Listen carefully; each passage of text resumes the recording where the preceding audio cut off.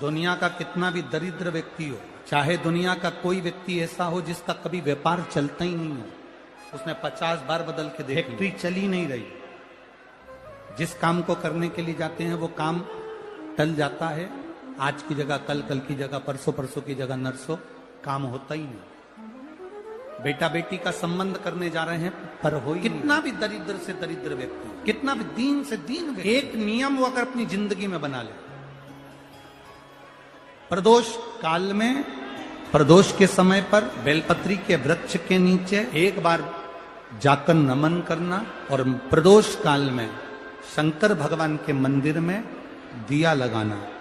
ये दो चीजें अगर वो 3 महीना भी लगातार कर ले तो उसके जीवन में कभी कोई समस्या आ ही नहीं सकती, कोई दुख आ ही नहीं। एक नियम बना, जब कोई कहते तुम्हारे जीवन में कष्ट ही कष्ट, तब एक काम चालू करो, शिव की आराधना, तब एक काम चालू करो, भगवान शंकर की आराधना। 3 चीजें अपना लो। पहले नंबर पर शिव जी के मंदिर में 1 लोटा जल चढ़ाना। दूसरे नंबर पर मंदिर में दिया लगा सकते हो तो ठीक है, नहीं तो कनेर का फूल पीला वाला, देखा है आप लोगों ने? जम के बोलो जरा। पीले कलर का कनेर का फूल प्रदोष काल के समय पर अगर दीप लगा सको तो ठीक है, नहीं तो एक कनेर का फूल पीले कलर का, शिव जी के अशोक सुंदरी का स्पर्श। अशोक सुंदरी वाली जगह मालूम है ना आप लोगों को? फिर से आप समझ लें। ये शिवलिंग, जलाधारी, ये चरण, राइट में गणेश जी, लेफ्ट में कार्तिकेय जी, मध्य भाग में जो एक मोटी सी लाइन होती है वो अशोक सुंदरी का स्थान हो। जहां पर शिवलिंग रखा हुआ है ये पार्वती जी का हस्तकमल।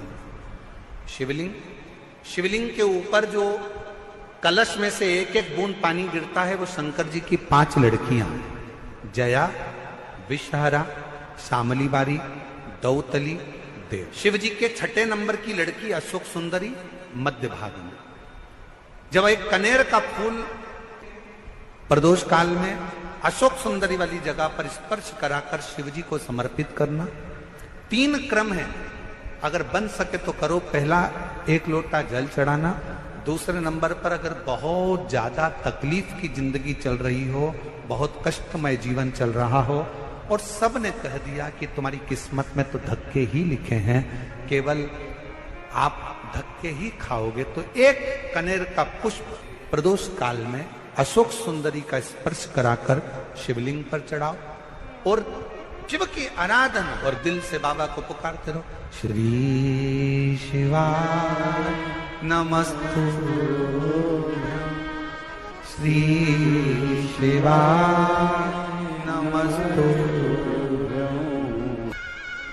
और मेरी जीजियों, मेरे जीजाओं, मेरी बेटियों, बेटाओं, मेरी माताओं, एक बात और आपसे कहा, जब आप पशुपति नाथ का व्रत करो ना, पशुपति व्रत को अगर आप धारण करो, या सोमवार का व्रत करो, या शिवरात्रि का व्रत करो, या प्रदोष का व्रत करो, या आप शंकर जी के मंदिर में जाकर कोई उपास, कोई व्रत, कोई पूजन कर रहे हो ना, तो एक निवेदन और आज इस व्यासपीठ से करें आप लोगों के लिए।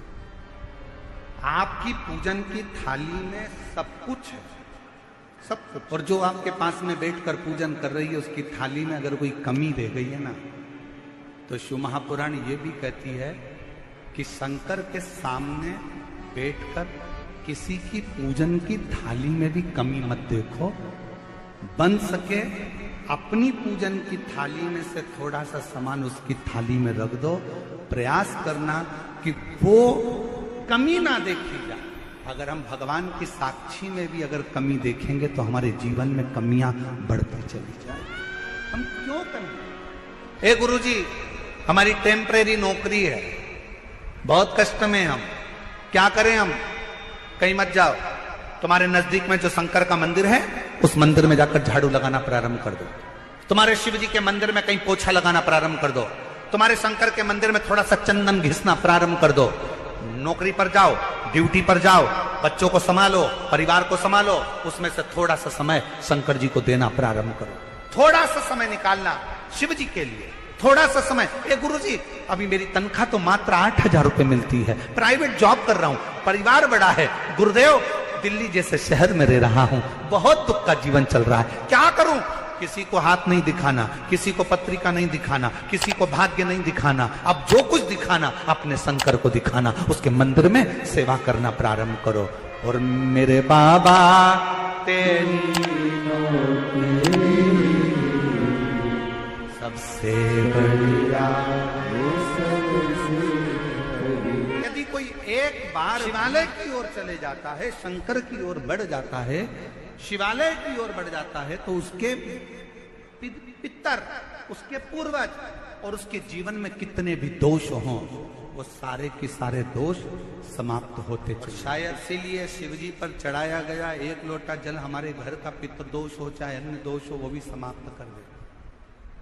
कितना सुंदर कहा है। जब जिंदगी बहुत संघर्ष में चल रही हो, बहुत दुख का जीवन चल रहा हो, बहुत कष्ट का जीवन चल रहा हो, बहुत कष्टमय जीवन चल रहा हो, तब शमी के पांच एक दुर्वा के साथ एक अक्षत चावल का एक दाना हल्दी में भिंगोया हुआ हो या केसर में भिंगोया, शमी पत्र 5, एक दुर्वा, एक चावल का दाना, जो दिल से हृदय से बेलपत्री के वृक्ष के नीचे पार्थिव लिंग का निर्माण कर कर मट्टी का शिवलिंग बनाकर प्रदोष काल में, मतलब शाम के समय पर शिवलिंग बनाकर उस पे जल चढ़ाकर, जो ये 5 शमी का पत्र, एक दुर्वा और एक चावल का दाना, अपनी कामना कर कर जो दुख चल रहा है बाबा से विनय कर कर एक एक पत्ता जब समर्पित कर दे, फिर एक दुर्वा समर्पित कर दे, फिर एक चावल का दाना समर्पित कर दे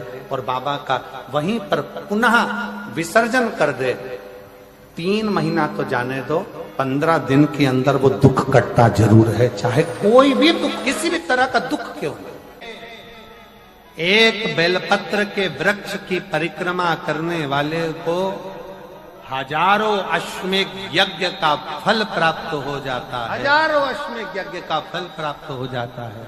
उसी तरह एक पार्थिव लिंग का निर्माण करने वाले को, मिट्टी का शिवलिंग का निर्माण कर कर पूजन करने वालों को 12 ज्योतिर्लिंग के शिवलिंग के दर्शन का पुण्य फल प्राप्त। बहुत ध्यान लगा। एक बेलपत्री, उस बेलपत्री में एक चंदन की बिंदी और एक अक्षत का दाना मात्र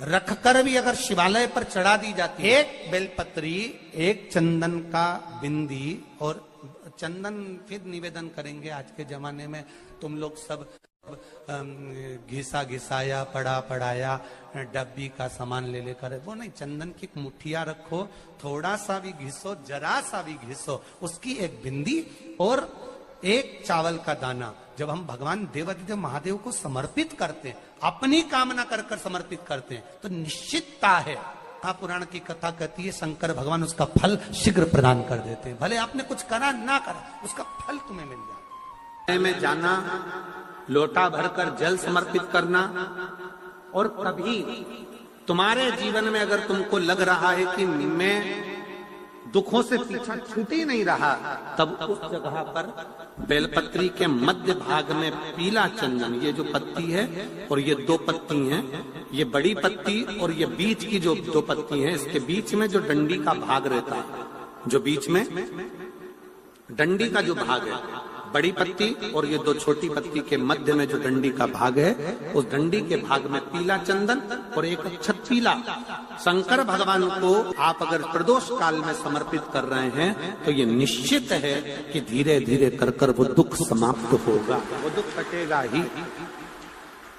प्रगत वर्णन किया गया शंकर भगवान की आराधना में, शिव की आराधना में, जब तुम्हें लगता है कि तुम्हारा व्यापार नहीं चल रहा, कोई तुम्हें धोखा दे रहा है, लक्ष्मी नहीं आ रही, बहुत चिंता में पड़े हुए हो, बहुत टेंशन में जिंदगी चल रही है, बहुत बीमारियां तुमको घेर ली है और चारों तरफ अंधेरा ही अंधेरा नजर आ रहा है, तुमने विचार करा अब मैं तो मर जाऊं तो अच्छा, मैं सुसाइड कर लूं तो अच्छा, मैं मर जाऊं तो अच्छा, तो मरने से पहले एक काम कर कर देखना, शंकर भगवान की आराधना कर कर देखना, शिव पर एक लोटा जल चढ़ा कर देखना, और ज्यादा चिंता, ज्यादा टेंशन हो तो बेलपत्री के जड़ को घिसकर उसका चंदन बनाकर शंकर को लेपन कर कर उसकी भी आराधना कर कर देखना कि बेल चंदन का फल क्या है।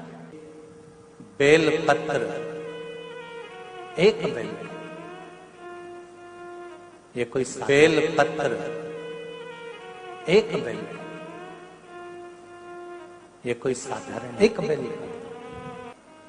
नीचे की डंडी से लेकर ये दो पत्तियां जहां लगी हैं और दो पत्ती से लेकर ये बीच की जो पत्ती है उसमें जो गैप है, उसमें जो जगह है, दिख रही है आपको? ये दो पत्ती से लेकर बीच की पत्ती के बीच में जो जगह खाली रहती है, 33 कोटि देवी देवताओं विराजमान रहते हैं इस बीच की जगह में। जब शिव जी को चढ़ाया जाता है तब इस पत्ती के बीच की जगह शंकर के शिवलिंग पर रखा जाता है। तो शिव जी इतने प्रसन्न होते हैं कि मेरी स्तुति करने के लिए